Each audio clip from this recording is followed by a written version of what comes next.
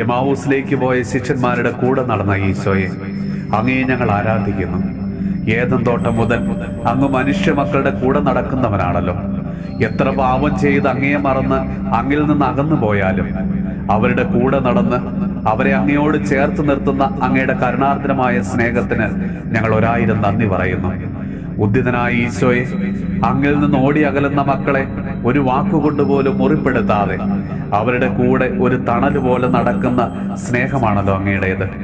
ഇന്നത്തെ ലോകത്ത് അങ്ങയെ മറന്ന് കൂതാശകളില്ലാതെ പ്രാർത്ഥനാ ജീവിതം പോലും നഷ്ടപ്പെട്ട് എനിക്കാരെയും ആവശ്യമില്ല എന്ന മട്ടില് ദൈവത്തെ പോലും തള്ളിപ്പറഞ്ഞ് തന്നിഷ്ടത്തോടെ ജീവിക്കുന്ന ഓരോ മക്കൾക്ക് വേണ്ടിയും ഞങ്ങൾ ഇന്ന് പ്രാർത്ഥിക്കുന്നു.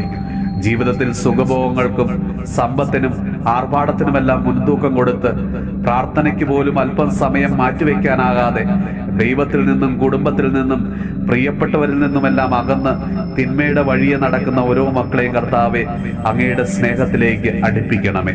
കർത്താവെ, അങ്ങയുടെ സാന്നിധ്യം അനുഭവിച്ചറിയുവാനുള്ള കൃപ ആ മക്കൾക്ക് കൊടുക്കണമേ.